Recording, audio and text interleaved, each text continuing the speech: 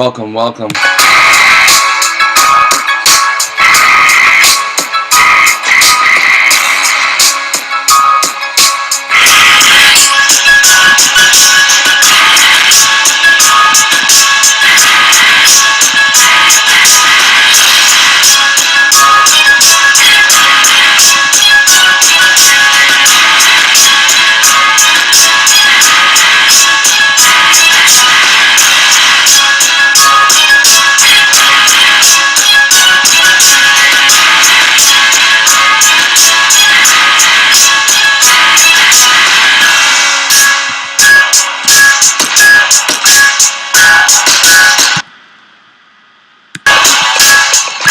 Peace, and yeah, we were having technical difficulties before, but now we're back.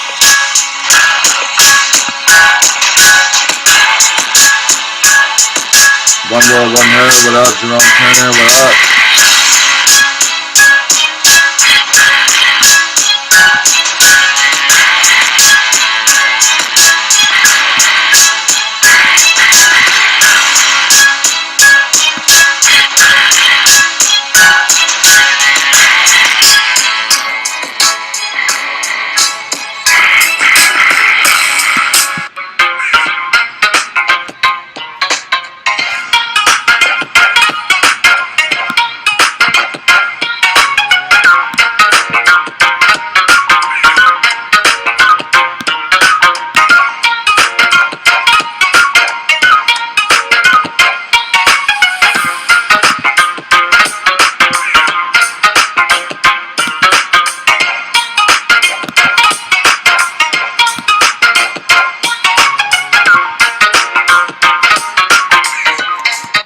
Peace, y'all. What's going on?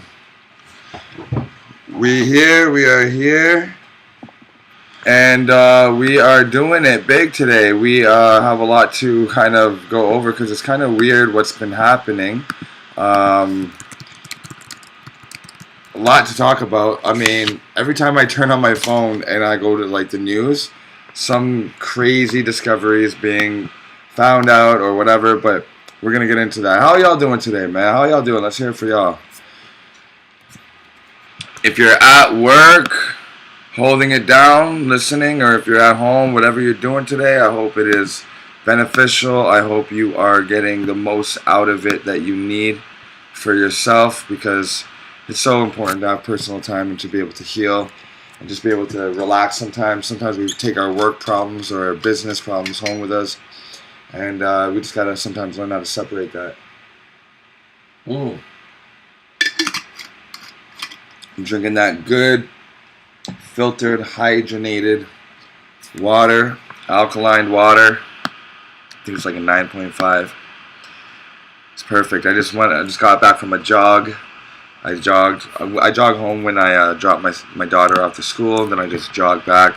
Nice little morning workout. You know what I mean?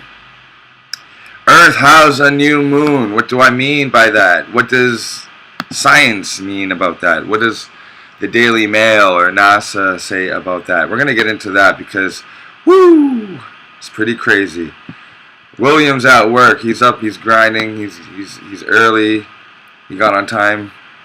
Got to work on time. The boss is loving his output. Is loving his work. And William, to you, you're only going to get a promotion, or everything that's happening in your life is going to be amplified positively. I can just feel it. I'm sending good vibes out to you guys.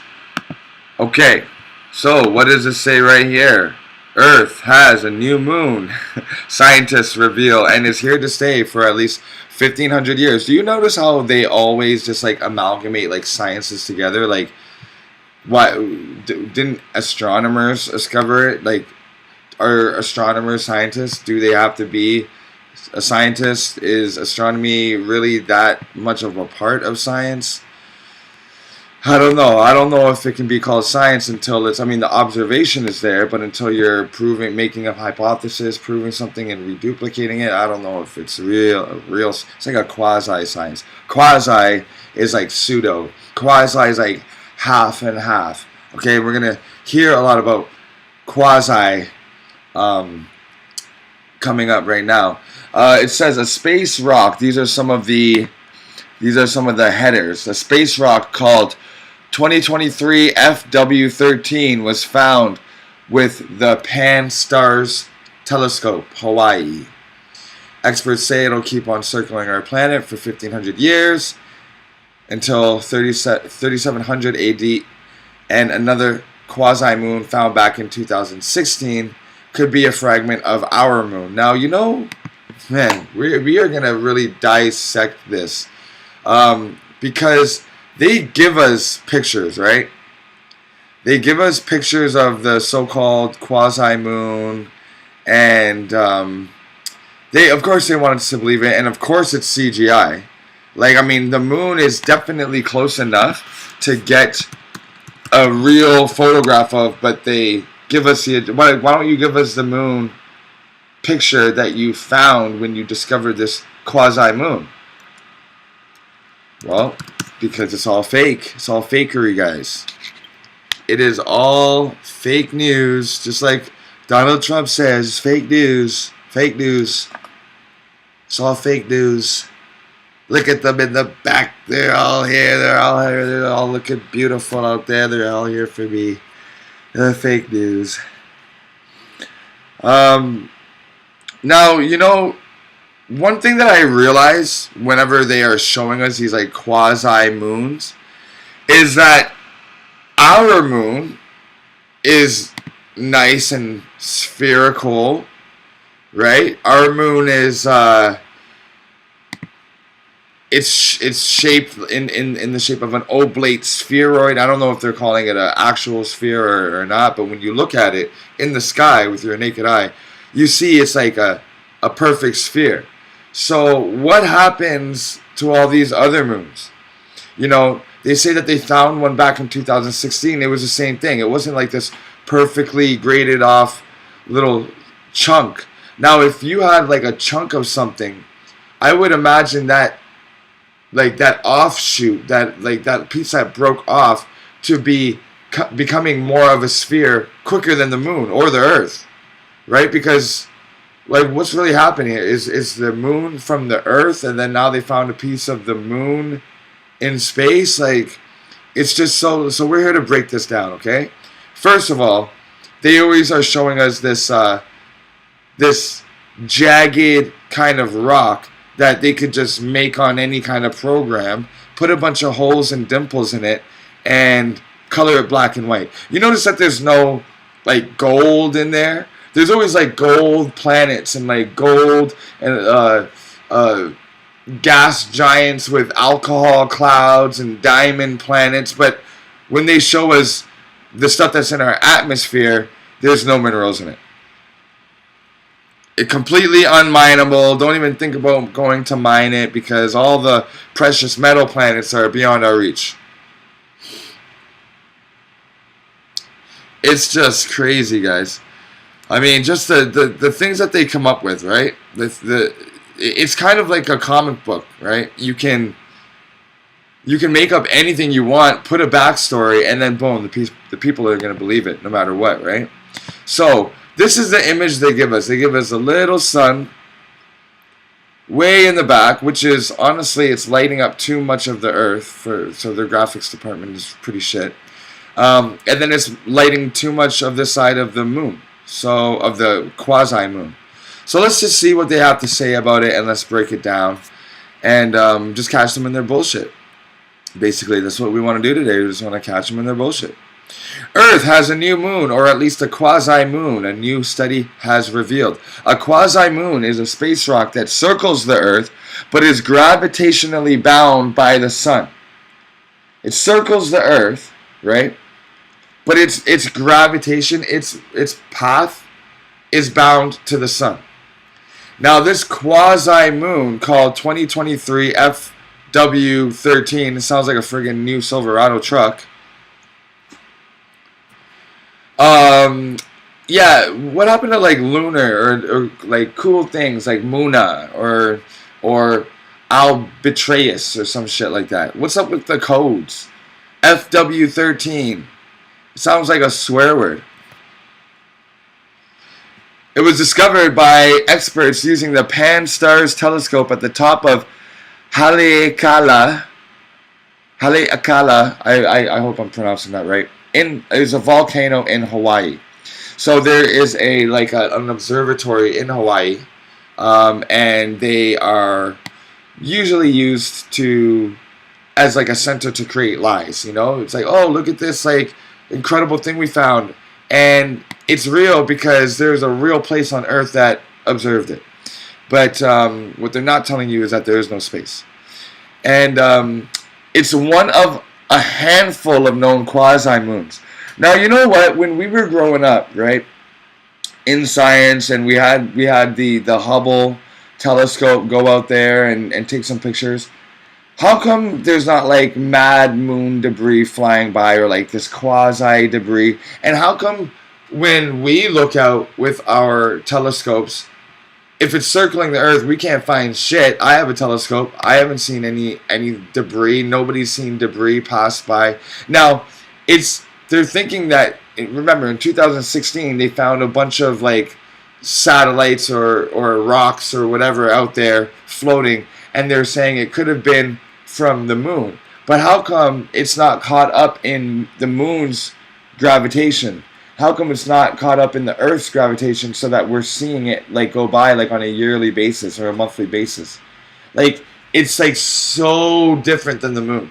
The moon is here, a little bit of piece like breaks off of the moon, and suddenly it's gone into oblivion, and we are stuck with just the moon.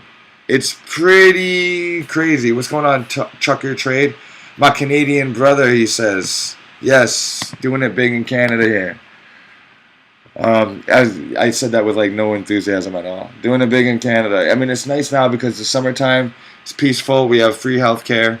I mean, if you hurt yourself, you go into a hospital and you leave healed and you don't pay anything. That's just the greatest. It's the greatest part, man. Like, my daughter, fractured her arm.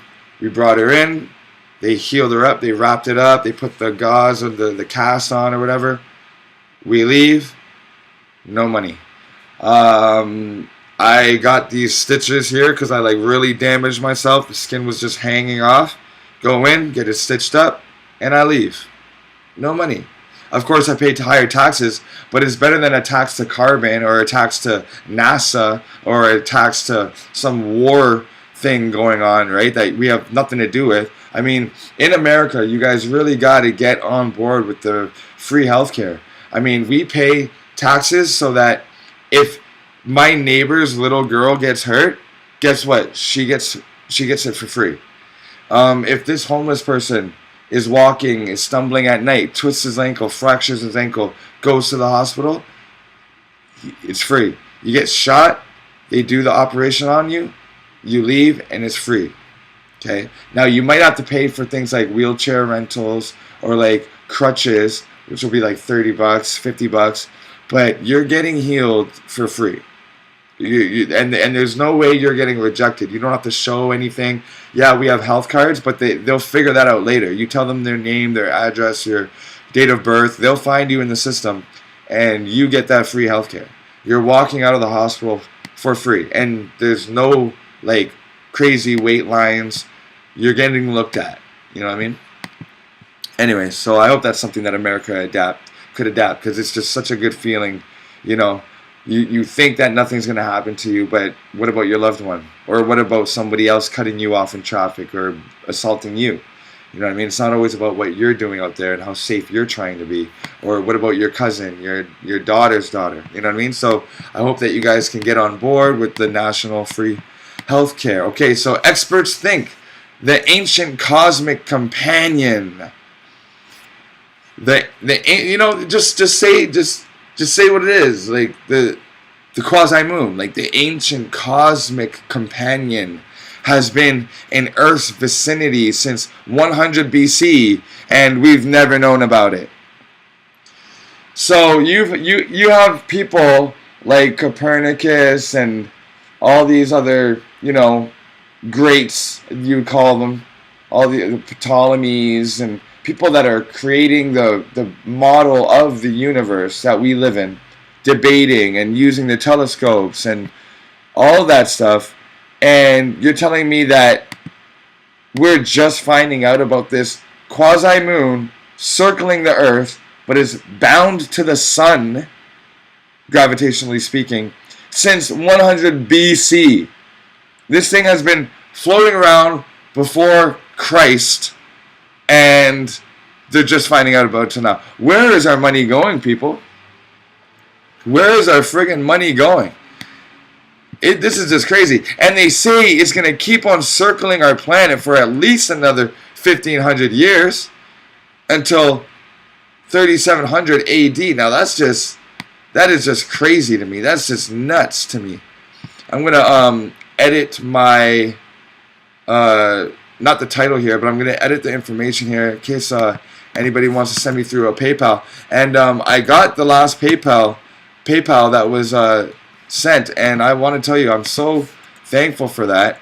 You just don't know how thankful I am for that. I mean, I really, really appreciated that. So the PayPal is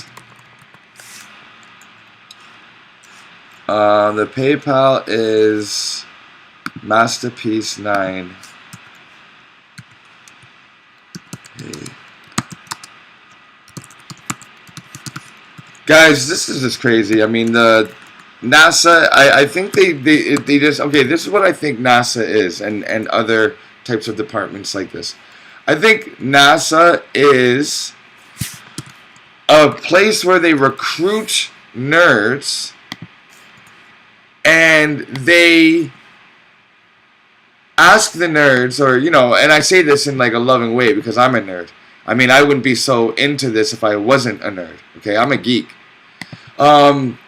I think that what they do is they really just recruit geeks, and they say, hey, you know, in the job interview, they say, make up a story about our immediate exosphere, the Earth's exosphere. And they'll make up a story, and then the top two most compelling stories get the job. I think that's how it happens. Because it's definitely not scientists, astronomers, or anything like that. This is just out of the pocket. What do you think about this story, boss? We need something new. Because they need the distraction, right? And they need to keep on coming out with stories. Ever since the Flat Earth movement has been telling people, yo, they're getting like $80 million a day, billions of dollars a year, to lie to us. So now they're just pumping out stories. And look at this fake ass Earth image. Are you guys seeing this? Where are you guys? Yeah, look at this fake ass Earth image with the atmosphere looking like that. Like, what the hell is that? They can never just give us like a real picture of the Earth. Look at this cheesy ass atmosphere, and this is what's holding all the gases in while we're whirling through space over 60,000 miles an hour, spinning on ourselves 1,000 miles an hour, and going through space in our galaxy at like 500,000 miles. It's just breakneck speeds, all different types of directions, yet this thin little layer of gas is being held by the Earth's gravity. And look at this moon, quasi-moon. What the hell is that? Like, how can Earth be a sphere, or oblate spheroid, and the moon be a sphere, but the things that break off of the moon are still looking like this? How many years later? Thousands of years later, not even on its way to becoming a sphere. Not even on its way to becoming a sphere. Oh my God! It's just, now they're gonna show us the orbital path. Okay. This is just ridiculous. Meet the newly discovered asteroid. They're calling it an asteroid. 2023 FW13. This person noticed it is a quasi-satellite of Earth. Astronomer Sam Dean located previous images which helped him to confirm the one-to-one resonance with Earth. This is the same type of orbit as Kamo Oalewa. Now that's a better name. See, so that was the path that it takes And of course, they think that by giving us more cartoons, it's going to help us believe it. But we're truth seekers over here, so we're not even worried about that. Look at this quasi moon. It's so bullshit. And if you guys can't see the screen, you guys can see it after work. Don't worry. Quasi-moons, also known as quasi-satellites, often look... See, and that's the thing, is that they're satellites, right? They're probably launched... It was probably launched in 100 BC, for all we know. With all the lies that they tell us. They tell us that, Christ walked, and that this person lived, and this person discovered America first. Come on. It's probably a satellite that they themselves sent up. Quasi-moons, also known as quasi-satellites, often look like they are orbiting our planet, much like our natural satellite, the moon. But they are given the prefix quasi because they are gravitationally bound to the sun rather than the earth, rather than the other way around, as is the case for Luna. They use rather too much for me. 2023 FW13 is different from our moon because it orbits well outside of Earth's Hill sphere, the region around a planetary body where its own gravity is the dominant force attracting satellites. Now, the Hill sphere is the gravitational force produced by a planet. Earth is caught up in that Hill sphere. The moon is caught up in Earth's Hill sphere because Earth's Hill sphere has a radius of 932,000 miles or 1.5 million kilometers, while the radius of 2023 FW13 from Earth is quite a bit larger, around 1.6 million miles. So it's outside of Earth's gravitational pull, and this is what they are showing us here. Okay, this is the orbit that they are giving us. So if you guys can see that, yes, I believe, yes. Now you see the sun, and you see the blue ring is Earth, or just planet. And then you have the quasi-satellite here, making its orbit around the sun on an elliptic, while the Earth is also supposed to be an elliptic. So this is just bullshit. Like, whoever made this was not thinking, because Earth is supposed to be on an elliptic plane.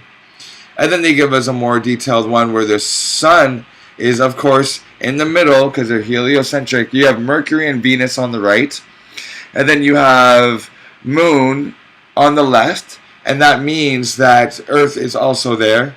And you can see the FW13 whatever is planet is orbiting the moon on a slight elliptic and the sun. So what they're saying is, as the moon is going around with the Earth, and the Earth and the moon are going around the sun together, so is this other planetary body, this other quasi-moon. It's just taking a different path. But it seems to be moving with Earth. It seems to be moving in tandem, they say, with Earth. Meaning that we should have been always able to what? To picture it. Because look, guys, look here. Like, this is the lies that we are paying for, especially in America.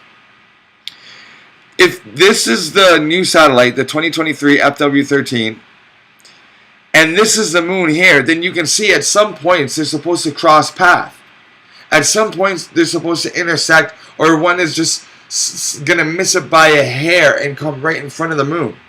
And like, kind of like even create maybe even an eclipse with the moon. But what is going on? We don't see that. We don't see that happening. Is that what is really causing the eclipse for the moon? Because we goddamn know it's not the Earth's shadow, because we know over here that the Earth is flat. Okay, so what could be eclipsing the moon?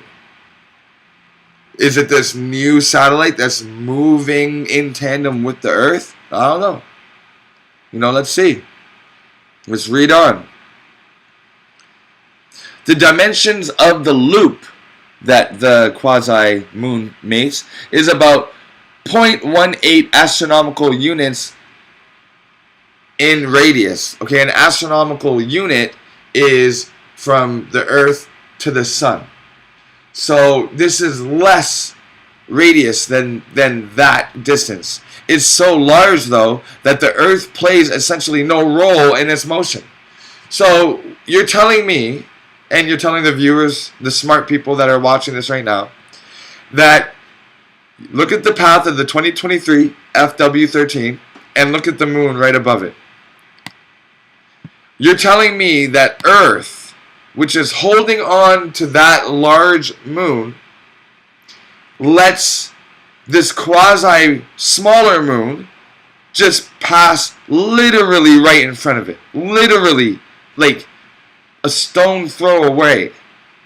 And Earth has nothing to do with this gravitation. You're telling me that when 2023 FW quasi-moon comes close to the Earth and the moon, that none of them pull that quasi-moon into their orbit and then gives it away, maybe because it's overtaken by the sun's gravity and then brought back? Y'all, we should have been discovered this. We should have been talking about it. It should have been like a natural thing that this moon is a part of our... We should have two moons. Going with that model that they're showing us, we should have two moons. I'll debate that. Alan Harris, senior research scientist at Space Science Institute in Boulder, Colorado, that's what he said. That it plays no... I think we should talk with Alan Harris and ask him if he, went to school for this. Or if he was just hired off the street. Or if it was like his uncle got him a job.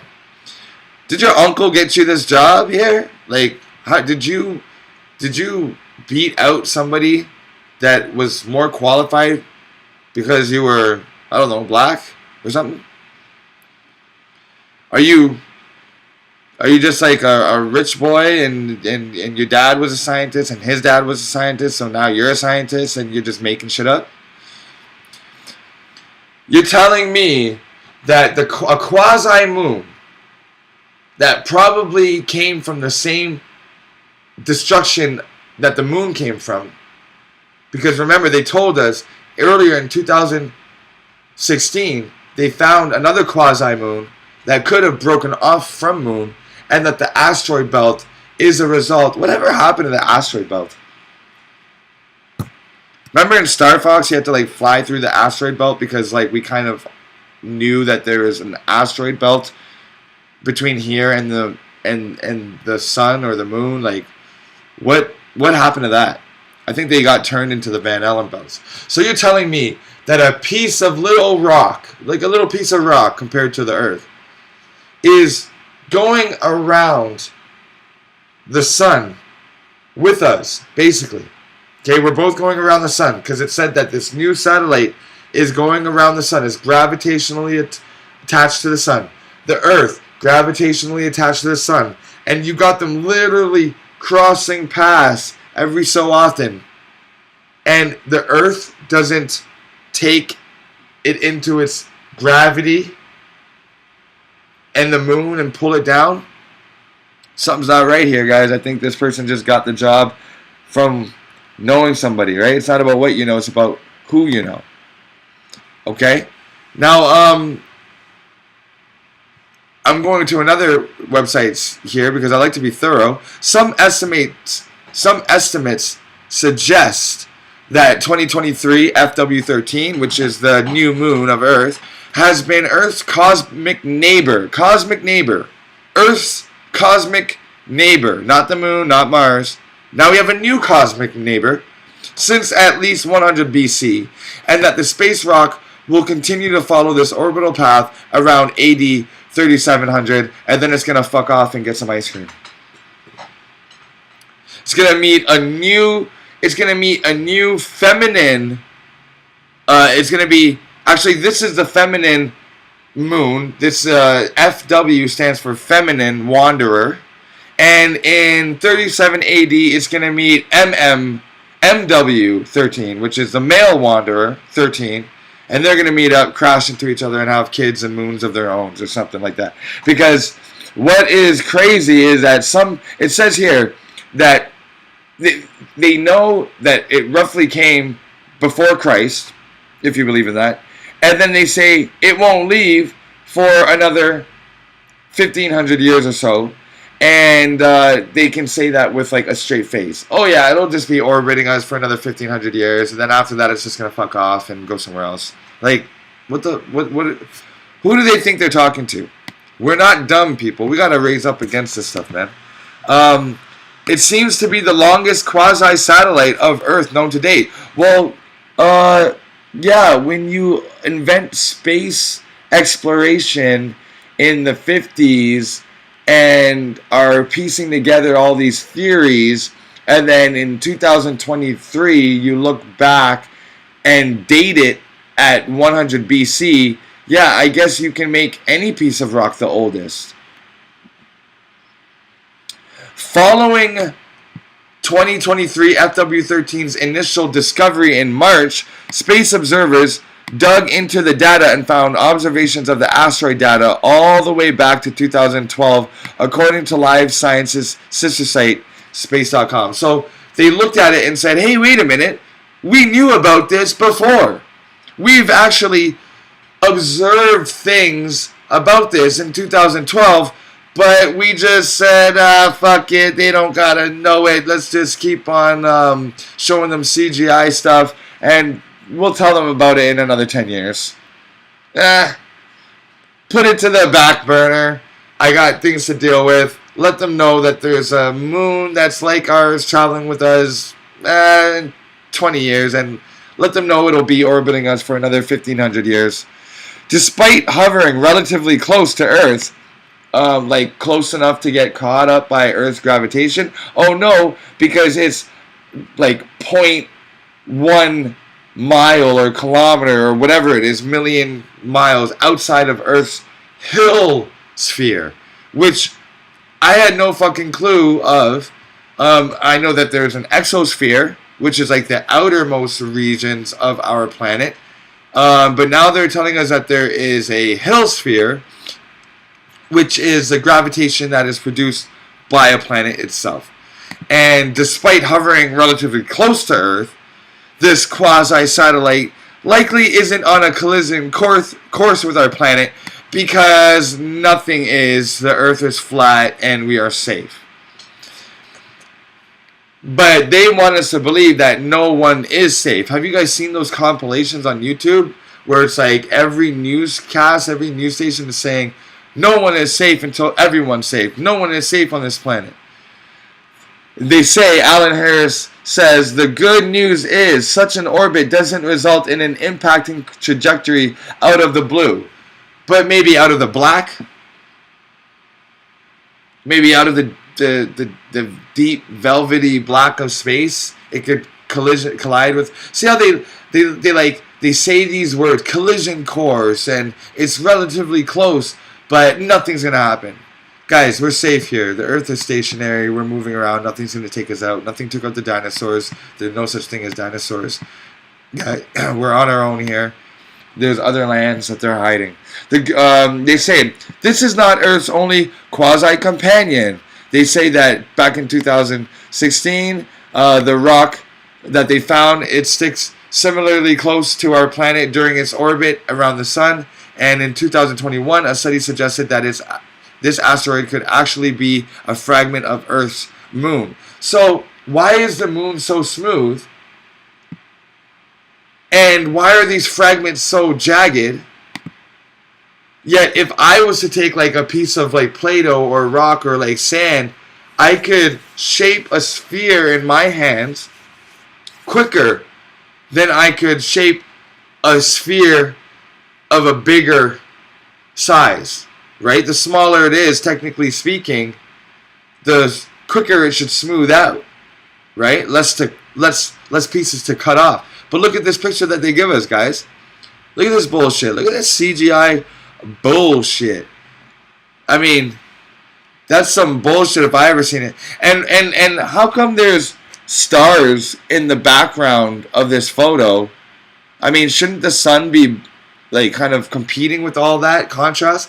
And so how come there's stars in the back of this, but whenever we see ISS walks or whatever, like launches into space for the rover, or even for Tesla, the Tesla launch, how come we never see any stars in the background?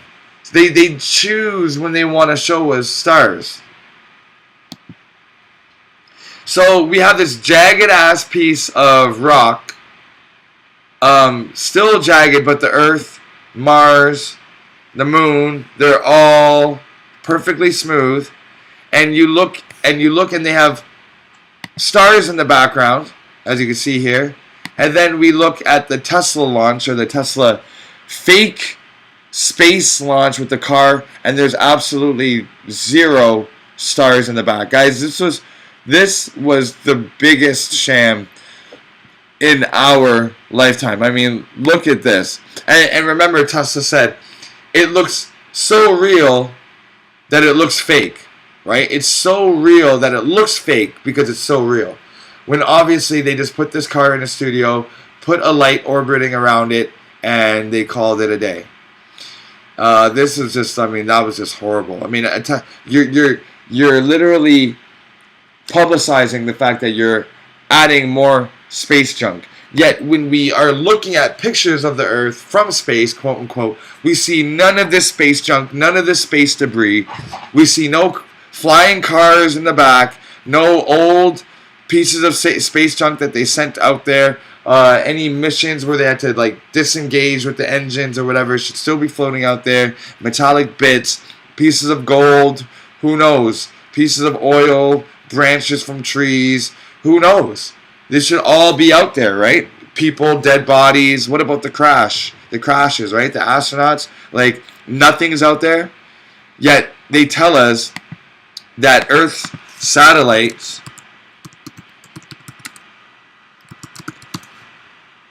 are just populating our. Here you go. This is just the best. This is the best that flat earthers have to use, because they tell us that every year companies are launching mad telescopes into the sky, y'all. And every year we look up. They show us the ISS. We look with our own telescopes in the sky, and they show us that these are all the satellites that are in orbit right now. And this is what we're supposed to see. But we see in the Tesla pictures or in the ISS walks, we don't see none of this shit, y'all. Look at that. Look at that fake ass picture of the Earth below it. That looks like the Weather Channel. And then, you know those graphics on the Weather Channel? And then they have this piece of foil. Yeah, I mean, it looks like a dress. You see the drapery here? It's like not tight at all. It's like, it looks like somebody tried to make their bed, but like didn't really like tuck it in. It looks like, here, let me show you guys. There, that's what I'm talking about. Look at this gold here. It looks like a woman's dress. It looks like a drape. It looks like a tablecloth setting. It looks like somebody did a shitty job with the wrapping paper. You know when you buy expensive wrapping paper and it's really shiny, and then someone's wrapping it and it's like you realize they have no clue how to wrap presents? And that like you should have done it. And see, they got all this duct tape, and because they tell us that they use tape on these designs, so it's kind of like the worst wrapper. Like they should have found a better gift wrapper, whoever was building this satellite. They should have said, who's the best? Who's the best at wrapping? You know, to NASA. You know, they stand up and make an announcement. Attention. Would all people with who are skilled in gift wrapping please report to Central Office for the new satellite we're about to launch? We need someone to wrap it with duct tape skills. You know those people that can like take a bow around the present and they wrap it and they hold their finger there, then they get the tape and they don't like tie their fingers down because they're like so pro at it, and then they're taking the scissor edges and they're like you know, they make the bows all twisty and turny because they're so nice at wrapping stuff, and they get the jobs at the mall in the wintertime near Christmas. Yeah, they should have got one of those like mall Christmas wrappers to help them out with this. This looks like a woman's like old prom dress or something, like, or an old like dinner or ball gown, and they lost a lot of weight. Yeah, I mean, I could keep on going with this. This is just crazy. It looks like when you get like a Japanese gift and they don't use like paper because they don't like pollution, and so they give you like a fabric wrapping that they just tie that you can use for later, and it's like a silk scarf. It looks like a silk scarf. It looks like a shimmery gold dress. That's what it looks like to me. Alright, enough jokes. Holy shit, man. I could go for jokes for days, guys. You know me, man. Holy. I just have fun poking fun at NASA and the shit that they give us, man. Like, and you guys can use any of that material, yo, like, to, like, you know, because you got to show this to your friends, right? Your friends are going to see this, and they're going to say, you know, they're going to believe everything that they say until you show them other images like this. And just make them think, you know, like, really think about what they're showing us. Like, this could be a lot smoother. This looks like a damn, like, dinosaur skull. This looks like a dinosaur fossil that they're showing us. Why is that? You know, you can see like a little eye. You can see like the little nostril on the left. You can see like a mouth open with like a tongue hanging out. You know, it looks like a fossil that they dug up and they just took a picture of, made it black and white. What's up with the black and white? Why does our moon got to be the most boring moon?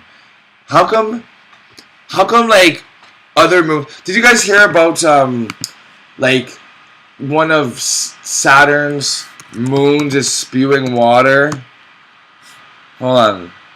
Saturn moon spewing water. You guys gotta see the photo that they give us for this. This is just, I mean, this is just, yeah, this is it. I'm so fucking good. James Webb Telescope. Icy moon Enceladus spews massive water plume. Astronomers had detected a huge plume of water vapor spurting out into space from Enceladus, an icy moon of Saturn. The 504 kilometer wide, or 313 miles, moon is known for its geysers, but this is a particularly big one. And they're just finding it. I mean, it's known for its geysers, but this one is just pretty big. And you want to see what they give us? So, somebody's sitting in their office, right? And they're looking at this digital last screen. You can see this like little happy face here. See in the blue? And in the left, they give us Enceladus or Enceladus, I don't even know. Enceladus Cassini. Okay, the Cassini picked this up. That's a telescope. It's like an orbiting telescope. It's like a satellite. And it picked up this, not the picture on the left. That's a 3D rendering of what it is. And god damn it, ain't that a bitch? This moon is also grayscaled.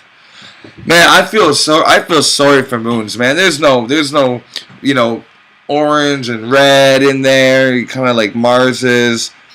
And anyway, so they're looking at this, and then they get this photo back, this really choppy blue photo, and they say, look, it's spewing out water. How the fuck do you know that it's spewing out water when you're getting images? You know what this looks like? This looks like a loading screen of a video game in transition. You know how they go from like one level to another and it like dissolves in pixels and you can't make out what it is until it like brings it back into the next scene?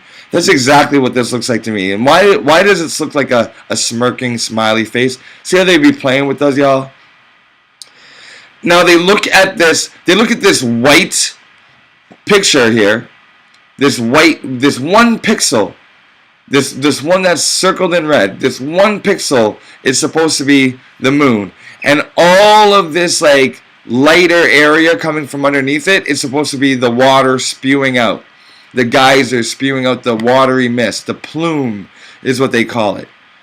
And it is just the most ridiculous thing that I've ever seen. They say that because of this picture, they found out that this moon was spewing out water. Now look at what they give us. They say that this icy moon has like an earth inside of it. And there's these geysers shooting out the bottom. It looks like a friggin' spaceship. And these are like the launch, the thrusters. It's just so ridiculous, guys. I mean, what, like, how do you even... And then they give us this CGI picture of, oh, I don't know. That's probably some sort of a liquid that they flash froze over like a little kind of dome thing that they have on a petri dish. And then they took a picture of it. Because it doesn't look fake. It just doesn't look like what they say it is, right? It looks like what they're doing is they're creating these little flour and cement mixtures, and they're throwing little... They're flicking water. Have you ever like flicked water on like sand or on flour? And you get these like little comets, these little like indents, these little like craters, I should say.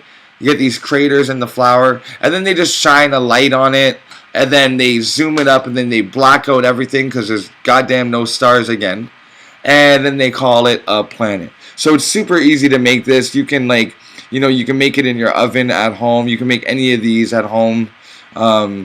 This one has like color on it.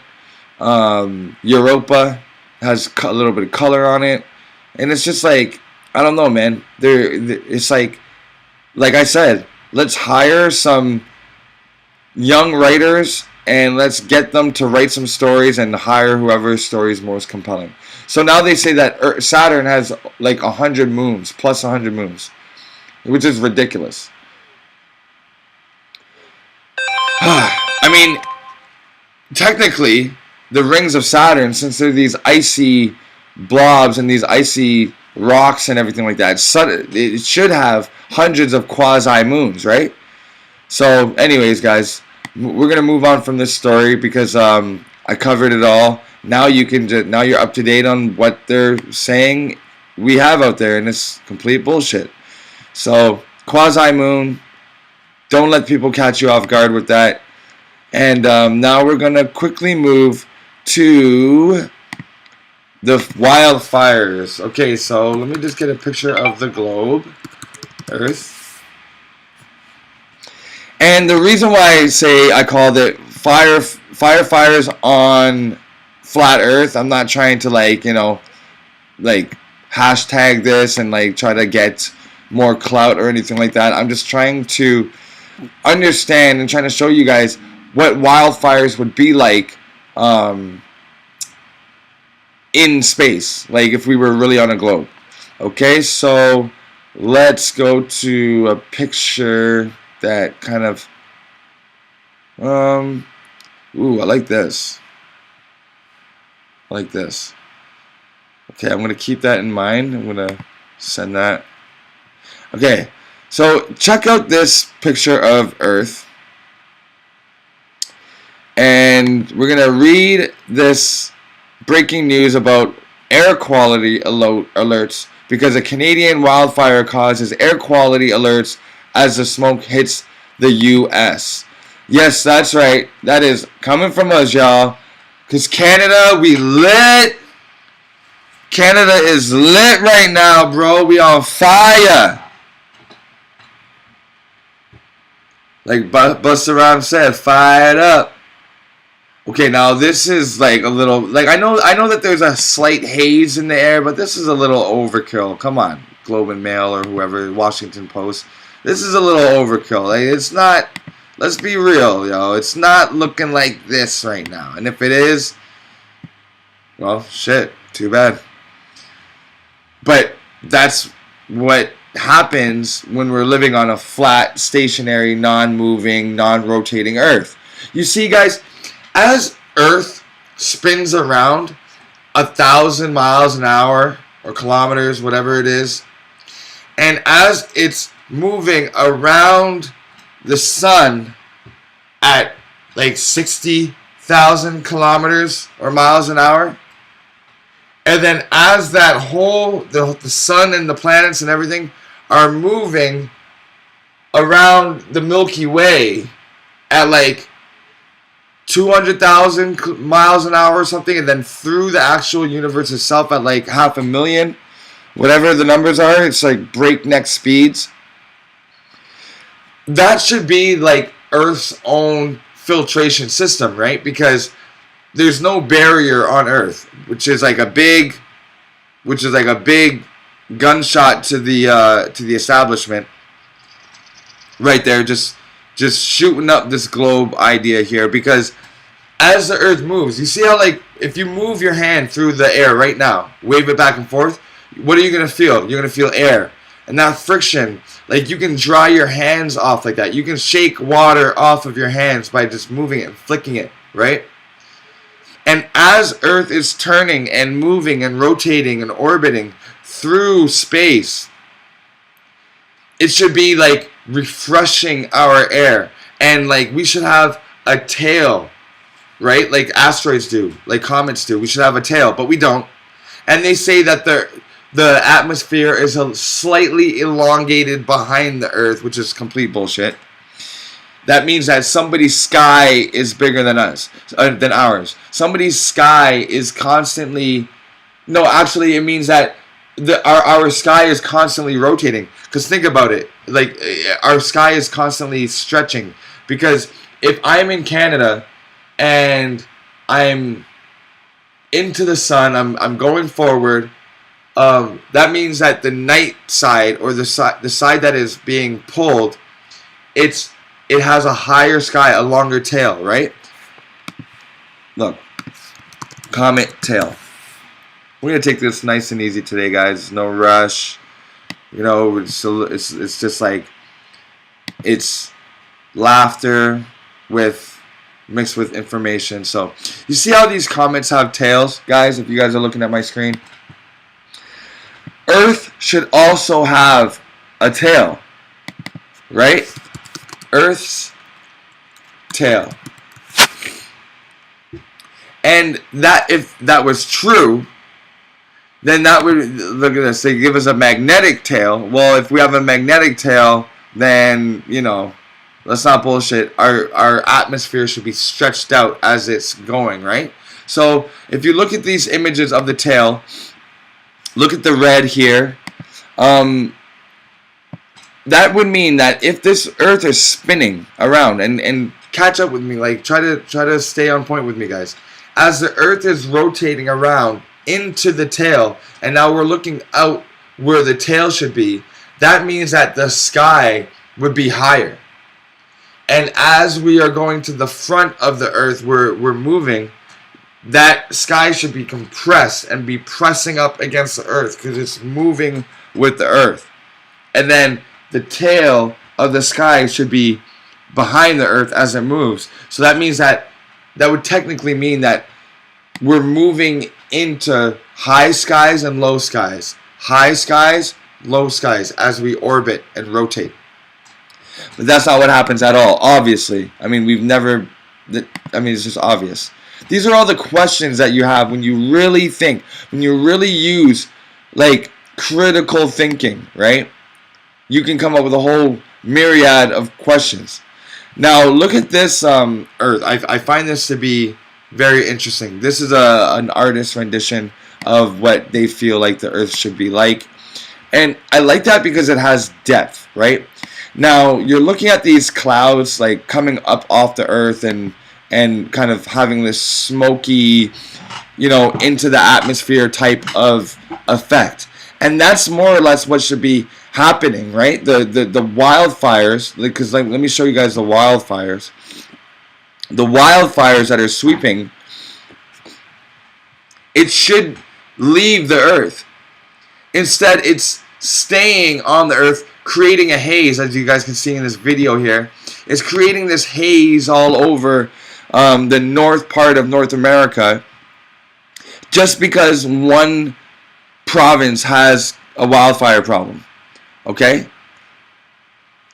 There's also some smoke on the west coast, but that shouldn't affect us because we are rotating from the west to the east. So the sun rises in the east and sets in the west. That means that, all of BC and California's smoke should be heading over somewhere else, or off of our continent for sure.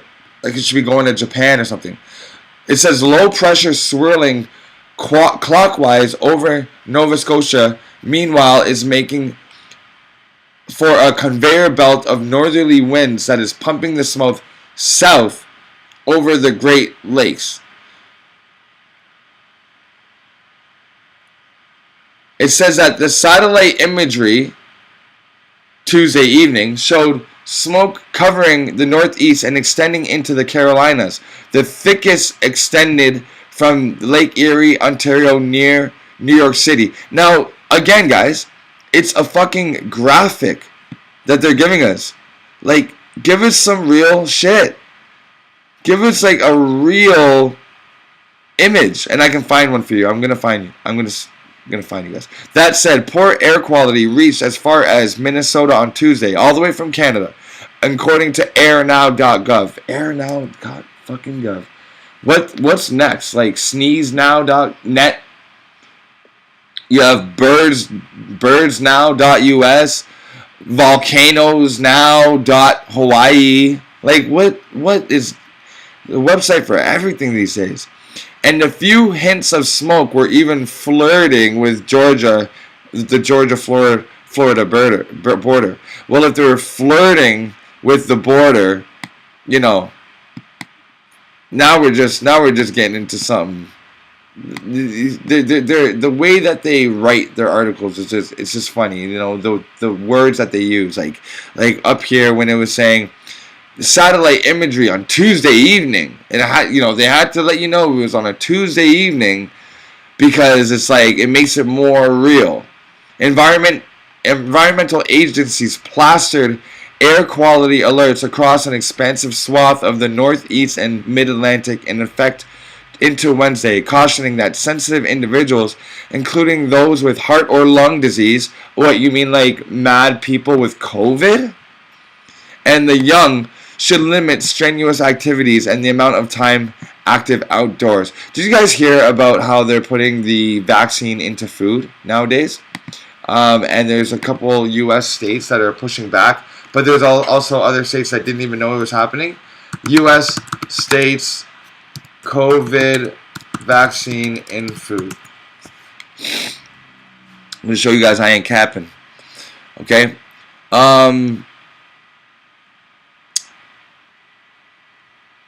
Today, the U.S. and Food and Drug Administration has limited the authorized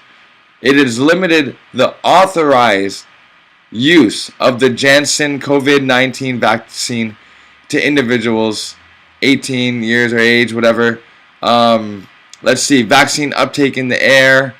U.S. after full Food and Drug gave the first approval of the COVID-19 vaccine. It's getting into our food.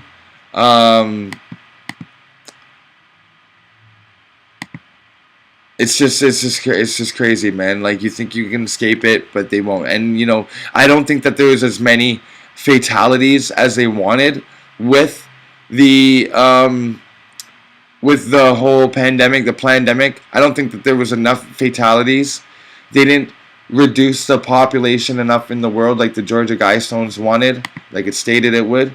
And so now they're putting out toxins in the air in the form of wildfires and other things, chemtrails, to try to kill off more people with respiratory issues because COVID affects the respiration system. The alerts covered northern South Carolina, much of northern Carolina, northern Virginia, and much of Maryland, Delaware, Pennsylvania, Massachusetts, New York, Vermont, the whole East Coast. During Tuesday, some of the worst air quality was concentrated in the western. So now, what that says to me is that instead of living on something that looks like this, as you guys can see in the photos here, that we are most likely not living on something like that, where the atmosphere has no seal, and we are just, the air is allowed to escape, right? Like, we are not living in an enclosed system, even though Bill Nye the Science Guy says we are. There's no like glass ceiling, and I'm not saying that flat earthers think that there's a glass ceiling either, or a dome, but what I am saying is that in the flat earth model, there's oftentimes a dome and of some sort, and I can see how on a non-rotating flat earth, if you have wildfires out of control, yeah, it's going to migrate and stick around, and it's going to linger for a while. I understand that. But I can't understand how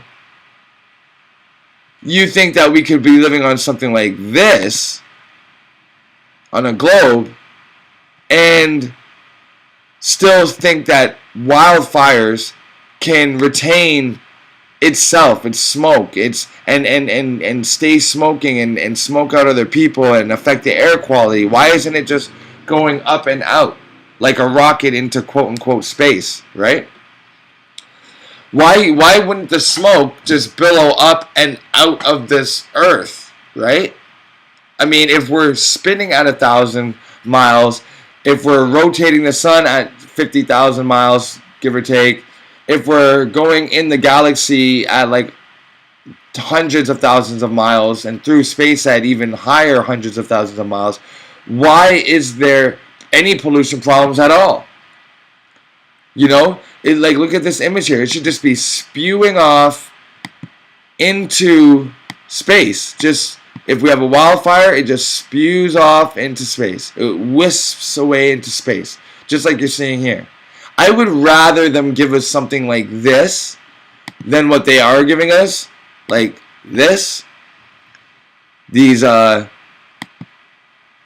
static pictures of the earth, you know, the clouds just like gliding so close to the surface, and then you have that like blue halo, and it just, no, I'd rather think that, let's just, you know, taking all things into consideration, what is more plausible? A wildfire that starts in Canada is now affecting the east coast of North America, of the United States, and if it gets out of control more, we're just going to be like smoked out. But if we're on a planet spinning and there's no physical barrier, then why isn't that smoke just going off into space, y'all? See, these are critical thinking questions, right? If anybody watching this right now is having any talks or debates about the flat earth, or if any of your friends or work colleagues say, hey, you know, you see the smog? Yeah, you know it's caused by Canada. Just let them know. Yeah, you really think that we could have smog infecting us here all the way from Canada on a globe Earth with no physical barrier over the sky, spinning at all these? Remember, I told you guys, the wind, right? If you guys throw something in the air, if you have a wet baseball and you toss it in the air enough, it's going to get dried off quicker than it would if you would have left that ball just sitting there on the desk wet. The air traveling, you know, if you overcook your food, say you're cooking up a sweet potato, and you burn it and it's smoking, if you were to like toss it in between your hands, it would leave these trails of smoke. If you toss it on the floor, you're going to see the potato roll with a bunch of steam and smoke following it. If you let off a smoke bomb and you roll that smoke bomb, the smoke is going to be like diffusing out of it and filling up the vicinity. So how come if we're spinning around at breakneck speeds in space, we have a little bit of smoke go off on this huge Earth, and it's staying long enough to affect a whole nother country?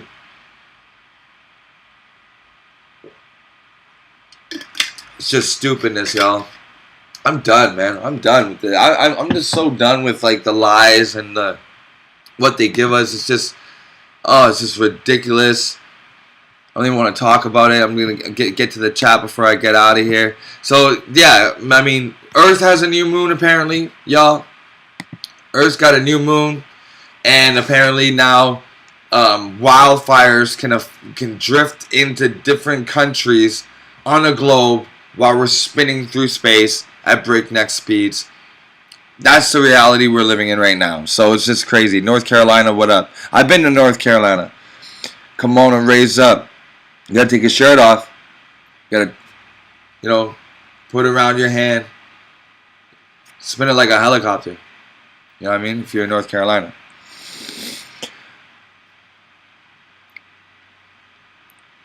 The moon is equivalent to a rainbow. One world, one hood. I hear you on that. It's like an illusion that you can never get to. The moon is like this illusory. You can never reach the moon. You know what I mean? I think it's like a reflection. I think it's maybe like an X-ray image. I think it's like an X-ray image that is flowing through our Earth. So, of course, an X-ray can penetrate solid, quote-unquote, solid objects. So, if that's the case, then the black sun, maybe the black sun is where Mount Meru is, right? Maybe we have a black sun here, and you know how these days they're telling us that black holes are actually three-dimensional spheres. If you ever watched Interstellar with Matthew McConaughey, they show, and Matt Damon, they show that the black hole is represented on paper as a circle, but once you make that paper three-dimensional, it's a sphere. And I've been watching a couple, sci-fi movies and shows where they go into a black hole and it's a sphere, so it's like a black ball, and then they go through a wormhole once they're in the sphere, and then they get let out the other side. But once they get out the other side of the sphere, it's like a whole new dimension or a universe, parallel universe. And what they're doing is they're priming us up because the black sun, I believe, the portal of the black sun is maybe round or spherical in nature, whatever. And here it would be right here, maybe the black sun, maybe it would be in the earth, or maybe it would be under the earth. Either way, it is probably responsible for the aurora borealis lights. It's probably responsible for the sun's reflection and the moon, the X-ray of the moon. I mean, if it's a black sun, it's probably emitting black light, which is probably also emitting something in the X-ray spectrum type of light, and it's probably making a reflection off the first layer of our dome. Okay, this like superfluid, hyperfluid, whatever it is, crystalline, ether, whatever it is probably reflective, and I'm guessing that the black sun is reflecting through the North Pole or the North Pole and creating the two planetary bodies, the sun and the moon. And since the light is shining from the black sun, since it's shining over our whole Earth that we know of, right? That we know of, then it must be creating a reflected image of the X-ray on our Earth. Because let me show you guys something here. Let me just because this is what I've been playing around with my head in. So let's look at X-ray images. First of all, let's describe some characteristics of an X-ray. An X-ray, it's usually shown. First of all, X-rays are damaging to our bodies, right? That's why they have to cover us up in lead. And then they say that the moon's light, there's been there's been reports of the moon's light being not conducive to health. It's saying that the moon's light is like they would say that the sailors would not be allowed to sleep in the light of the moon because it makes them feel weird. Or you know how they say you're a lunatic, Luna being our Earth's moon's name, right? And it says that it has a harming quality about it, that if you want to sterilize something, you can leave it in the sun, or you want to dry it out, you can leave it in the sun. But they say that if you were to leave meat out overnight in the moonlight, then it would become rancid. Okay, it would become rancid. Let me see. That's why I'm glad that I highlighted so many things, guys, in this book. Pale cold moon.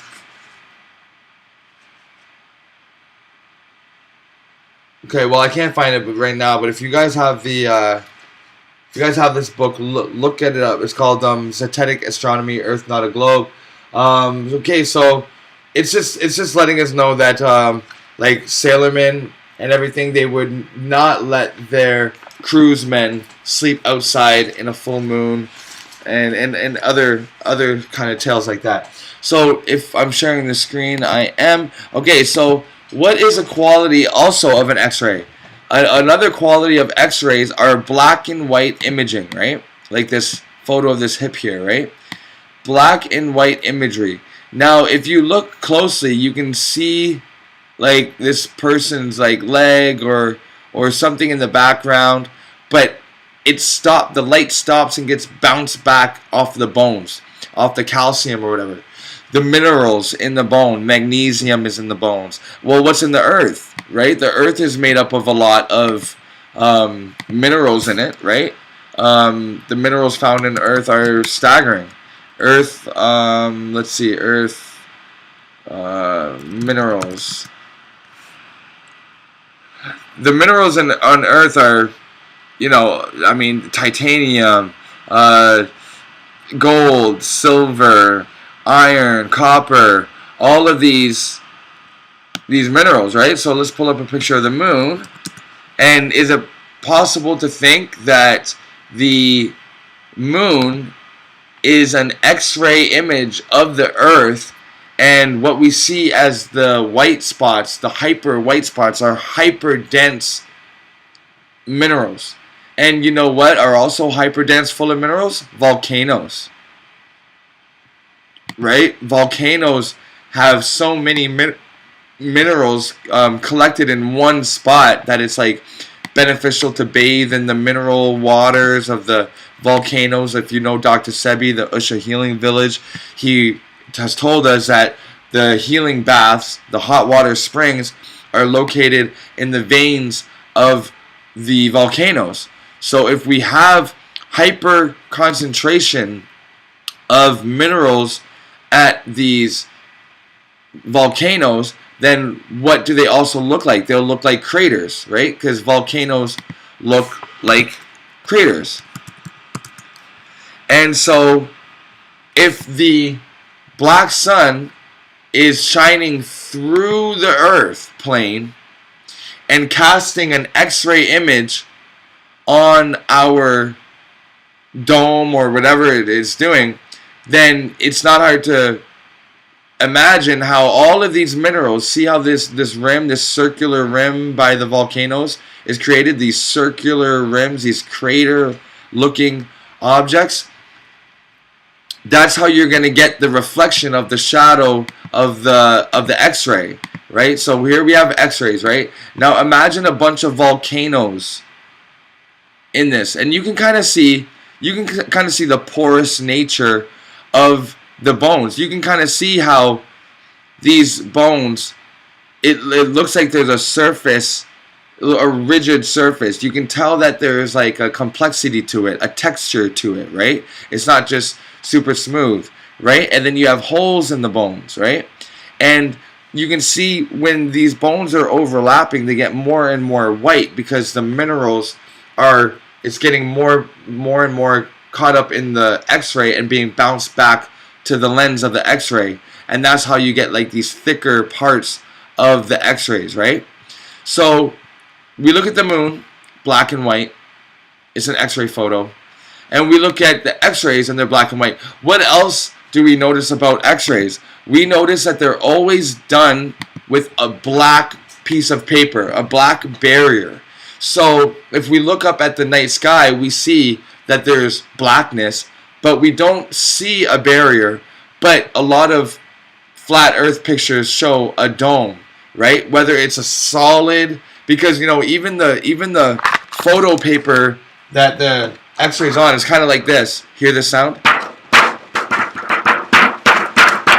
It's like a plastic and it's a see-through, and it is perfect for capturing the image in it, right? That's what they print off of it. Then they put it through a light, right? And then when they put it through the light, it's like blue. It's like a cold blue, right? Look at the blue, right?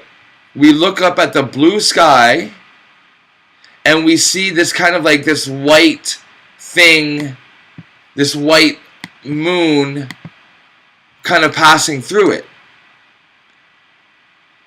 Kind of like here. Okay, we see a blue light, a blue sky, blue background with the white bones. Blue sky, white bones, right?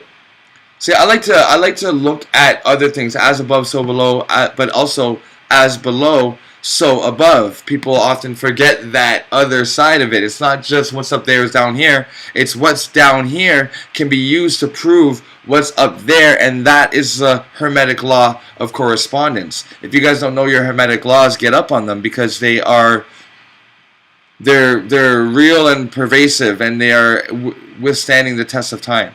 So this is obviously fake. This is just like a petri dish filmed, or like a CGI. But you look at this night sky here, and it suddenly looks like what we see here: blue, black, a white moon that's shining, blue, black, white moon that's shining. So yeah, so I definitely am leaning towards that possibility or probability at this point of the moon being an X-ray of the Earth, right? You have it printed out, and also you can manipulate it with other sheets, right? You can make eclipses with two sheets coming together. You can disrupt it at the source. The eclipse might be happening at the source here with the black sun, or as it's shining through a hole of the Earth or whatever it is. It could also be like on an elliptic where you're not letting all the light pass by. So kind of like this here, we have a bright light, but you can affect the light at the source, the shadow, and cut the light here, or you can cut it at the projection and create a shadow here. We don't know yet. We're still doing research, and that's why I love the community, the Flat Earth community, because they are all about show and prove and, you know, conviction. So that's what I have to say. I'm still piecing my thoughts together on what that is, right? Because we always got to keep our minds open. Thank you, Jay Chosen. We always got to keep our minds open. Jay Chosen, I'm gonna wrench you up right now, because you've been here for a couple years now, I believe. I mean, forgive me, correct me if I'm wrong, but I believe that you've been following me now for years. Yes. So let's get you modded up. So the whole notion of the moon being a rock or a portal or a gas or whatever, I'm not really there yet, and I don't let globe earthers like drift me off into the moon, because that's something that we definitely don't know. What we do definitely know is that there are hundreds of experiments done where there are no curvature detected on the water. Okay, there's no curvature detected at all on the water, and that's what I have to stick with. Now look at these X-ray images of like a skull, for example. Let me make sure that you guys can still see. Okay, this is the skull, this is the vertebrae. Now you see the skull, how it has bright parts and it has darker parts, and it has, you know, these indentations kind of looking like a textured surface, like a rocky, bony surface, right? We have to like imagine that as the moon, right? We're seeing this texture. We're seeing this this grid pattern, this overlay. We're seeing these concentrations of whites and darks, and that's what we see when we see the moon, right? We're seeing concentrations of lights, darks. You know, obviously here maybe in this darker spot of the moon, but then you have this like these white blotches. Okay, so that could be a less minerally, that's like a minerally deficient part of the Earth. And these dense volcanoes that are underwater or sticking out like Hawaii is that's where the minerals are concentrating. But maybe the dark parts is where we overmined, overfished, overexplored. We took all the minerals out of it. Maybe we're taking all the oil out of it. Who knows? All I'm saying is that when we look at X-rays, we know that the gray parts, the darker parts, are places that are less dense than the places that are white, right? See this broad area in the ankle or the heel of the foot? It gets dark, but as it turns on its side, you're getting more density because it's traveling straight at you. And then as it curves outward, you have to be looking at my screen for this, as it broadens out, it's like the same level of density. But once you stack that, it's like this book, right? This book here is an inch thick. You're looking at it. You're looking at a front picture of this book. And I would say, you could ask me, how deep does this book go? Because you're seeing the front cover right now, right? You're going to ask me, how deep does this book go? How far away is the back of the book from the front of the book? And if this was an X-ray image, I would tell you it's an inch. It's only an inch, okay? Now if I turn the book on its side, and you're looking at the spine of the book, and you're asking me, yo, where are the pages of the book? Where do the pages end? From the spine to the pages, the other side, from here to here. How far is that? Well, now I'm going to tell you it's 6 inches. And so now the X-ray, what it's doing is the X-ray is now having to travel through 6 inches of minerals or of density. So it's going to look thicker on the side than it does when it broadens out. Now it's thin. The X-ray light is going to pass through it. A little bit of information is going to be passed back to you, just like this ankle here, okay? So you see the darker parts are like this, broad, wide, spread out. But all the lighter parts of this X-ray are deeper. They're deeper, so it has more information, more minerals to have to pass through and send back to the viewer's eye. That is why it looks brighter in some places on the X-ray. So now let's go back to the moon and let's compare it with the moon. So what we are seeing is less dense spots and more dense spots, right? And then on the very edge of the moon, in some places it's going to lighten up and darken. But if this was like, but you can see the hills and valleys and the crater spots because their collections are coming outward and they're projecting up towards the camera. So it is having to travel through more minerals than it does when it's broadly put out. And these larger bright areas of the moon must be hyper concentrated parts of resources, right? That's what it is to us. They're resources, right? We look at this moon as an X-ray of Earth, and we can see its resources. Now let's go to the Vibes of Cosmos. Vibes of Cosmos, because I really like the work that he's putting out. And if you guys don't know Vibes of Cosmos, you should definitely get into it, because he takes the Earth, puts a super contrast on it, and then he changes the contrasted areas into color just so that we can see what's happening. So let me just YouTube it, because it's gonna be easier to find one. So what I like about that is that it's so coincident. It's too spot on to be a coincidence. The land masses are too accurate. Like when we are predicting that one continent is Africa, and it has this island beside it, we say, well, where's Madagascar? And then we look, and then boom, there it is, right? So I'm kind of following where Vibes of Cosmos is going on this. I do think it is more of an X-ray than anything else. So let's just go to his channel here. I'm putting him on blast. He has 72,000 subscribers, which is great. This movement's really growing. Videos.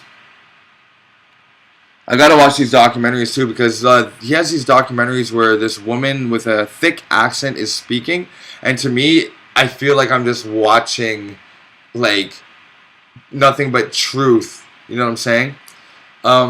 So these are the star regions and the black sun, and I don't know if he thinks that it's an extended plane or if we're spinning off in like an empty void or whatever, but that part's neither here nor there.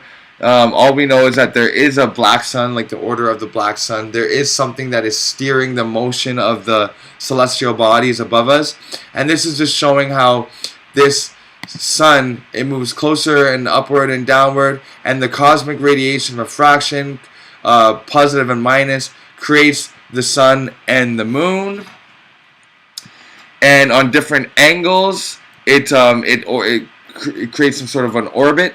The celestial electromagnetic dome where the stars are captured is divided into the inner region where it is observed from the northern places of the earth, and the outer region where it is observed clearly from far southern Earth's places. So this is just kind of going into the black sun, where I'm kind of basing my hypothesis off of right now. But let's go to where he takes the moon and changes it into the earth. I think he starts off most videos like that, which I like. Oh my god, all these ads, you know, it's a shame. I gotta get YouTube Premium again. Shit, that shit changed my way. Any of you guys had a YouTube Premium?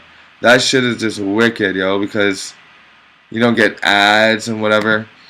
Okay, so you see how there he was showing like volcanoes? See how this is under the water, right? But there's a volcano under the water. But if you look at the moon, you don't get to see the water, but you do see these craters. But these craters are not craters on a rocky moon. They're earth volcanoes and old dried up volcanoes that are underwater, and old also old quarries, right? Old quarries that were used by our ancestors. This is what they are, right? So we have to think about what we're actually seeing when we're looking at the moon. We're looking at from my opinion, we're looking at an X-ray version of our Earth, right? Because this is the moon contrasted and put with color basically colored in, and the lighter parts are the Earth, the darker parts are the water, where the X-ray doesn't bounce back. Okay, so the moon here, all of these dark spots are large bodies of water, deep bodies of water, deep bodies of water, okay?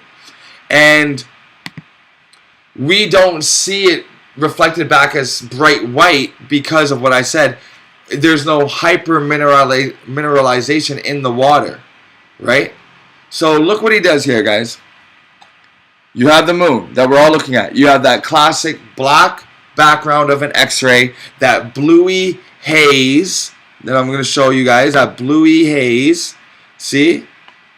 The blue haze, the black background, the blue haze, and the white moon. So let's go over. You have the black background, a bluey haze, and the whiteness of the moon. Okay? Now simply, if he just plays with the levels, right? You play with the levels, warm it up, get it nice and red, going through the color scale. It's going to allow you to see the contrast, because we're so used to seeing that dark blue and the dark gray contrast so much that we can't really imagine it any other way. So let's, oh man, I had it off to the side for you guys. Okay, so sorry about that, but I was just saying this X-ray here with the blue haze, the black, and the white. Now let's go to the vibe of Cosmos. You have that blue, the black, and the white. And now we're going to rotate it. Why? Because it is flipped for us when we're seeing the image. Have you guys ever been in a fun house and or looked in like your spoon, a curved spoon, and your reflection is upside down in the spoon? All right? You go up to that wacky mirror in the playhouse, in the fun house, and you're upside down until you reach a certain point and it flips back up. Okay, you're looking at yourself in the lid of a pot or a rim of a hubcraft or whatever, hubcap, and you go up closer, closer, closer, and your reflection flips. If you guys haven't seen that, go get a metal spoon right now. Your face will be upside down, then you bring it closer and it'll be right side up. Okay, so I think that this is on a part of the bend so far away that it maybe has to be flipped, right? But that's all. It's just flipped, like that doesn't mean anything. That doesn't take away anything, right? A reflection can flip. God damn! Should I show you guys? Should I show you guys? Fuck. Maybe I'll try to show you guys, because I really like to. I really like to show and prove what I'm saying.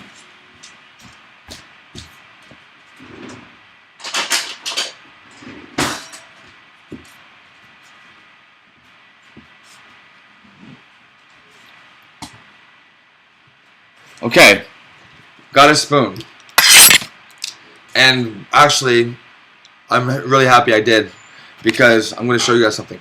Grab a spoon, okay? Now, when you hold the spoon, first try holding the spoon to the back, okay? So here's the spoon, you're eating, and I hope you guys really follow me with this, all right? Because this is the work and the type of brain power that people that believe in the globe, they don't want to deal with, okay? So you take the spoon. See, this is the back of the spoon. It's bubbling out, right? If you were to look at yourself in this, you're going to see yourself right side up all the time, no matter how far away. But when we look up at the sky, it's not bubbling in towards us. It's not convex towards us. The sky is concave, right? So let's change it over to the scooping part of the spoon, the concave part, and hold that up. Buff out your spoon. If it's not a high reflective spoon, get another spoon. You hold it away from your head about maybe like a foot to 2 feet away, and you're gonna see yourself upside down in the spoon until you bring it closer and closer, and then you start to see your nose and your eyes right side up. But when you're far enough away, and this can happen with any convex thing, a metal bowl, whatever it is, it will flip on you, okay? And so that it'll flip upside down. So now you're going to be looking at yourself upside down. I'm sure you guys have done this before and wondered why the hell does that happen. It's how the light is crossing and taking it. The light enters the spoon, and the top of the cave reflects down at us, and the bottom reflects up at us. So it's creating like a flipping of the image, right? That's not what we're getting into right now. So let's go back to the video. He flips it because it's far away enough where the earth is now flipped from our perspective. So now he is just simply added in he has added in oh my god, the fucking ads. He has added in color for us. Now, I think before I said that the dark spots were where there were the oceans. I think I got it backwards. I think the light spots are all the oceans. Let's see. And the dark spots are the land. And which would also make sense because let's just see here. Because that would also make sense because now that I think about it, the bottoms of the ocean, they haven't been mined, right? They haven't been excavated. So the bottoms of the oceans are probably the most mineral. Plus there's minerals in the salt water, right? So I guess, and I'm doing this live with you guys right now. You know, I'm doing this as we go. I'm cooking up as we go, guys. You know, I'm using critical thinking as we go. Okay? So we look at the light parts, we look at the dark parts. The light parts are hyper mineralized areas. So if we look back at the earth and how he's changing the contrast, the dark parts must be the land that has the grass on it, the trees covering it, wood, which have minerals in it, but not in that concentrated form like the gold and the copper and whatever, right? So under the sea, which we can't get to, is probably just full of minerals, and they know that they can get to them, but why do that, right? Why do that when they can strip all the minerals that we need from these countries, use them for their own beneficial gain, and then keep all the minerals for the future that they may need in the future for themselves sequestered underneath the earth land. Now, all he did was just add color to the moon. And suddenly you're getting all the islands that we know about. You know what I mean? I bet that this can help us predict where there's going to be other lands discovered. Because remember, they just came out and said that Japan discovers like 1,000 new islands or something. Japan discovers new land. And you know the thing that really pisses me off about that is that you could pull out a map and say, hey, you're from here, and I'm from here, and this person's from this island, and that person's from that continent. And then, so what does that mean? Does that mean that somebody could say, oh, you guys want to know where I'm from? And then he pulls up the map and says, huh, where I'm from is not on this map. My home village and island is not listed on the Earth map. How the hell is that possible? Especially when we're getting satellite imagery. Whatever happened to Google Earth? Are you telling me that when Google Earth came out, they didn't discover 7,000 new islands as soon as they made it? Japan just discovered, and this is 2023. Japan just discovered 7,000 new islands. Are you telling me that there's nobody on those islands? There's nobody's mom that came from one of those islands that built a raft or a boat or held up a fucking bottle or put a message in a bottle.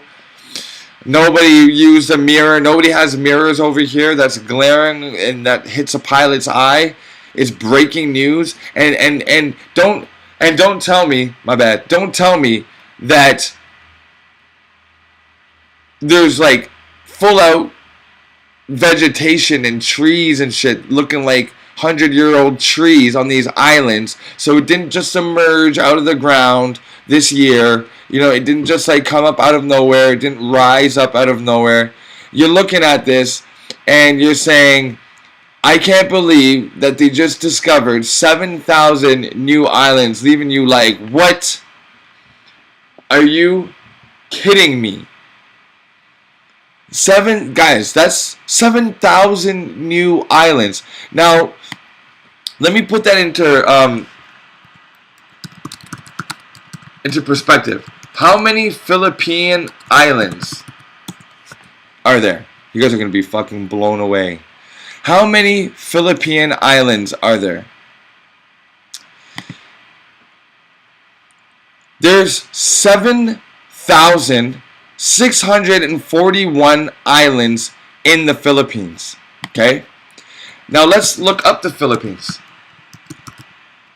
on a map. The Philippines on a map with 7,600 islands making up the country. Okay?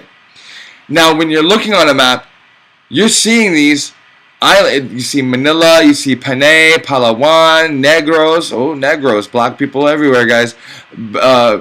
Basilan Island.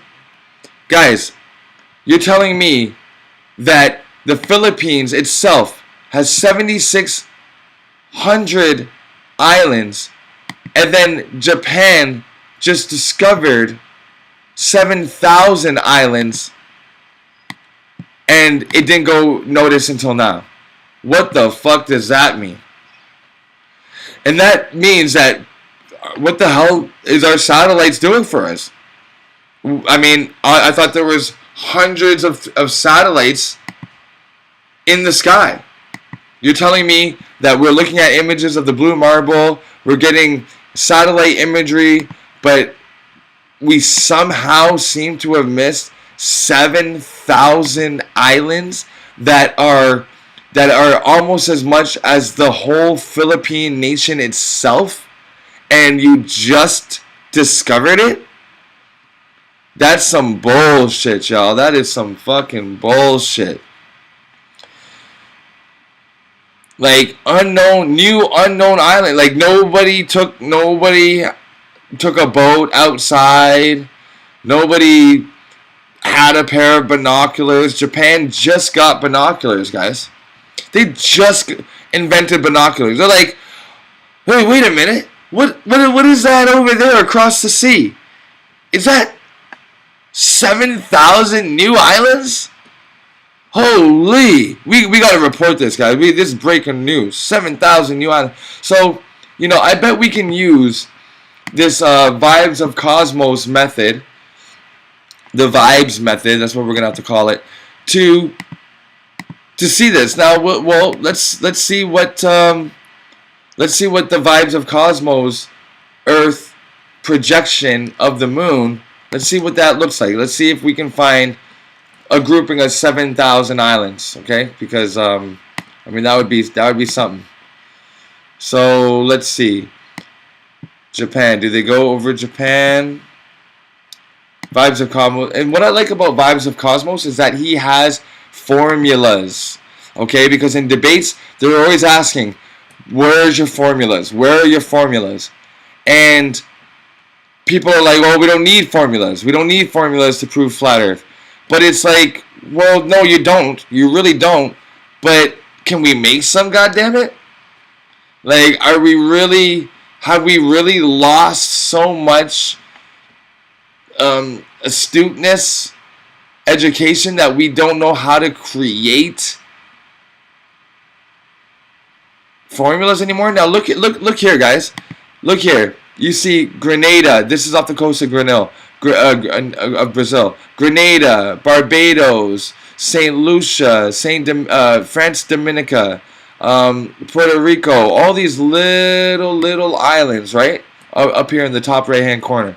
And so it should be able to pick up like 7,000 dots of Japan. So let's kind of go through. Okay, here's more. Atlantis, or what he's calling Atlantis, Lemuria, which he's calling Lemuria. We can't know for sure, of course. And that's the whole thing. Here's Hyperborea, right above the boreal forest. Hyperborea. The boreal forest is north. If you guys have heard of the boreal forest, it's a huge expanse of natural, untouched, prime forest lands with mushrooms and moss and animals running through it. And this is the four rivers that we have at the center of the North Pole, that they show us on the map, right? Here's Finland all around us, and Canada would be up here, and Russia, and here's the center. So I think we are going to be getting to Japan soon. I'm really excited about this, because if we can get to Japan and we can find 7,000 dots, well, that will be just lovely. Now, maybe these islands are super tiny. They did look super tiny, but I'm not letting that fly, y'all. I am not letting that fly. Okay, let's see. He's going back down. See, we got Africa here, Asia, Japan should be in this little clusterfuck here. And what I like is that he's doing all the times and the time zones.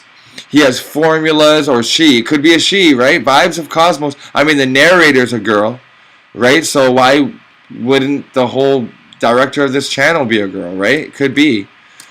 Okay, so I don't know if he is going to zoom in on Japan, but maybe he did a whole video on Japan. But this is just basically how he's doing this. And so I think that if the Earth, the moon is... first of all, if you guys don't know, I did a video called Moon Not a Sphere, I believe. Moon Not a Sphere. And it went viral, you know, Moon Not a Sphere. It went viral, a bunch of flat Earth, channels, they reposted it. I made it for free, you know, anybody could just take it. And Moon Not a Sphere masterpiece. Can't believe they're making it so difficult to find my own goddamn video. Just wait for... Okay.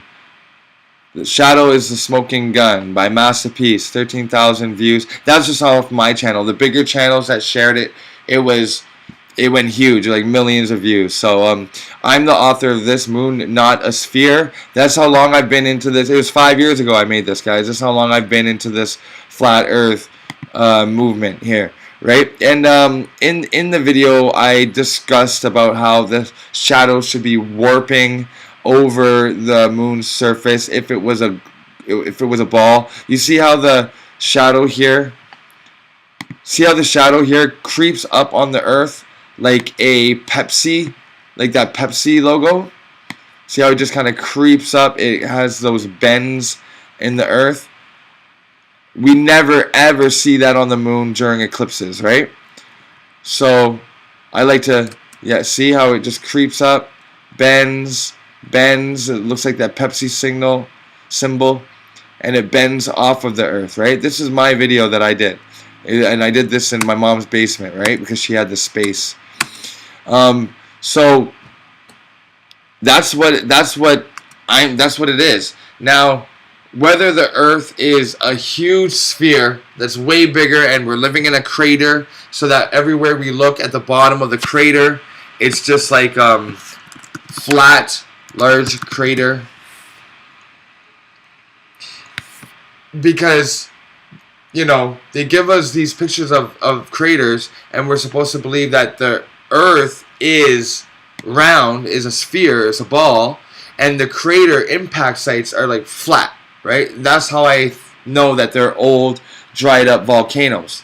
That's all they are, little geysers and stuff like that. But you see how inside of the crater is actually relatively flat. Or if we're going off of the words of Picard, who was an engineer who went exploring the highest altitude. He reached the highest altitude out of any known person in the 18th century, 19th century. And he said that it looked like a pie crust, a pie dish with upturned edges. Well, what do you think this looks like? This crater looks like, you know, a flat region with upturned edges, right? And these upturned edges could be Antarctica, right? Now this would be the wall around us. The ice wall would be that barrier, but it's frozen, you know what I mean? So it's like kind of like an ice shelf because of all the water that's spraying. It creates like this ice shelf, right?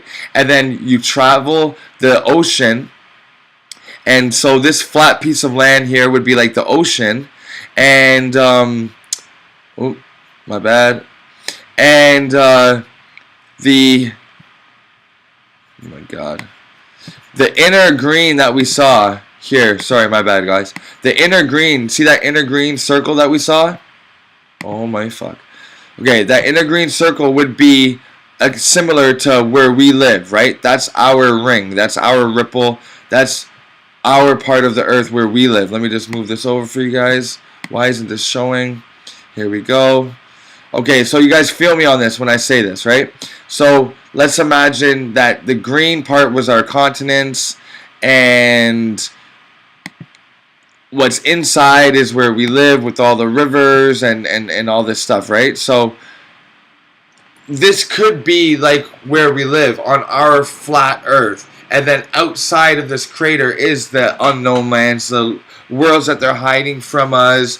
And maybe we could traverse it and discover other crater pods, whatever. And maybe the whole expanse is still flat. Just because it's a crater Earth doesn't mean that we're on a ball with craters in it, right? So there's a lot to consider. We have to be very open-minded. And when channels say, like, this is what we do, this is what we live on, this is where we are, I'm always suspicious about that, and not just being open-minded to real science, right? Like real observable, duplicatable science, as above, so below, right? So we never know what the larger shape of this is, but we do know that what we can observe, it is flat. So y'all, that's all the time I got for today. We talked about the wildfires and why the smoke shouldn't just be drifting out into space on a spinning ball, right? And don't talk about gravity with me. We talked about how the moon could be an Earth's X-ray shining up on a semi-physical, some sort of a barrier, and that's why the moon is always rippling. It has these like ripples in it when you zoom in on the moon. I don't know if you guys have observed that before. And also we talked about how Earth itself has a new goddamn moon, and it's in tandem with Earth, but it's rotating around the sun. It's just all bullshit. So guys, that's another episode of me today. And thank you so much for all the donations, super chats, the PayPals in the past, because in the past that has got me to where I am today. I really super appreciate it. If you do want to help out with this channel so I can grow and be more official and all this and more dependable, definitely hit that PayPal send that PayPal to masterpiece9@gmail.com. Get them likes up and share with the people. Anybody that you're debating in your own life, share this episode with them. That should help to wake them up a little bit. Share this with the bigger channels. Try to get me hooked up with some bigger channels so that I can be interviewing my perspective on this whole thing, and I can bring all of ours, like you guys, to a bigger channel. King Samo, help explain about time zones on a flat Earth. Well, that's super simple, bro. Okay, that's just so easy, right? Let me see. What can I use? Alright, I can use my flashlight here. Let me turn off. I mean, I don't know if this is a genuine question or if you've already gotten this question answered for you. But if we just tilt the screen down and we put the flashlight on here, right? So I don't have to tilt the screen down. But what I can do is I can make it darker in here so that you guys can see.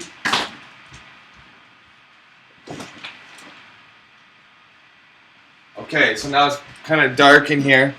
Now let's imagine that this behind me, this Earth drawing behind me, let's just imagine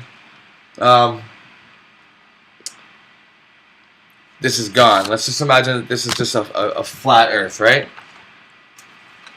Have to use our imaginations, right? Can I get rid of any of this? I sort of can, but it doesn't really...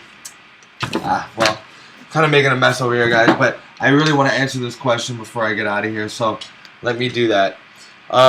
Okay, so this is the sun, this light, obviously, and this is a plane, okay? This is just a surface. It's a flat surface, all right? Now, say we're looking from the top, like say Polaris, down on Earth and down on the sun and the moon, right? We're saying that time zones work like this. The sun is a small ball, right? The sun is small. The sun is not huge and 93 million miles away, right? And it just lights up local parts, different. So right now it's 12 o'clock for somebody, and then they get left in darkness, right? Now it's evening, now it's night for them. Great. And then when we see the sun coming back around, it's rising. and it's rising and it's rising and it's rising. Okay, now you can't even, this light is so bright in comparison to everything else that is blocking out my hand, it's blocking out some of my phone, and you can see the crepuscular rays coming from my phone.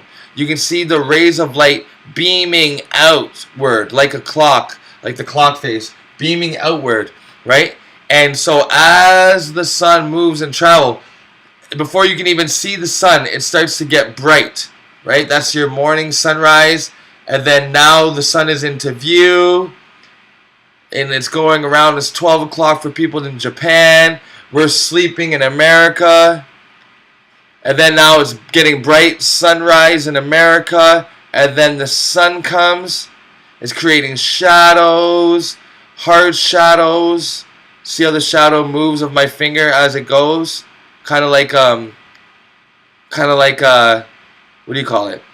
Sundial, and it goes around and around, and that happens once in every 24 hours, right?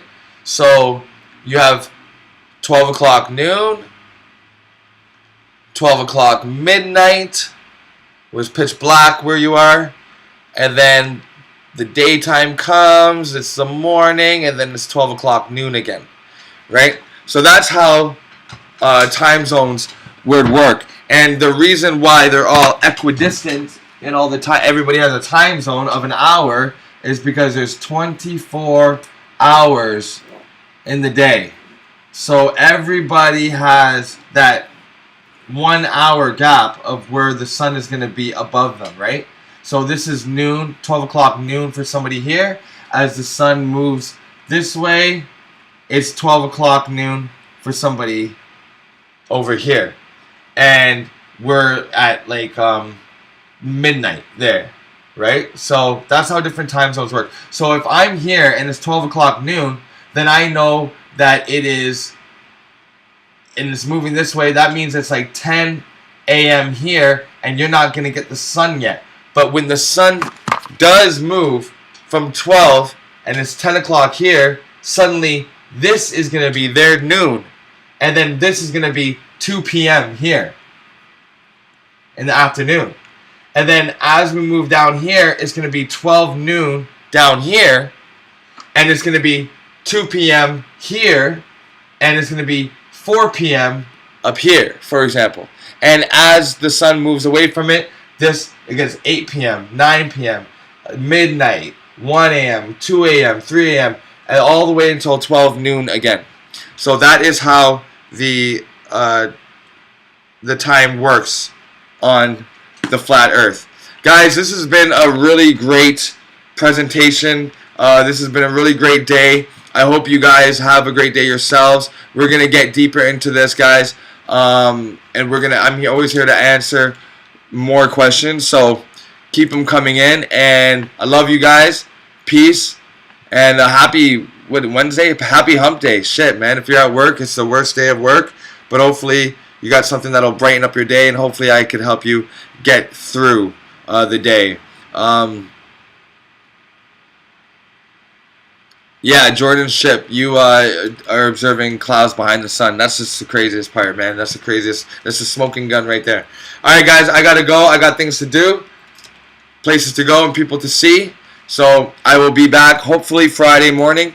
If I'm not back Friday morning, then I'm gonna try to get on a live stream this weekend. Share the video, please get the likes up, and I'll see you guys later. Peace, one love, flat power, and we will talk to you guys soon. Peace.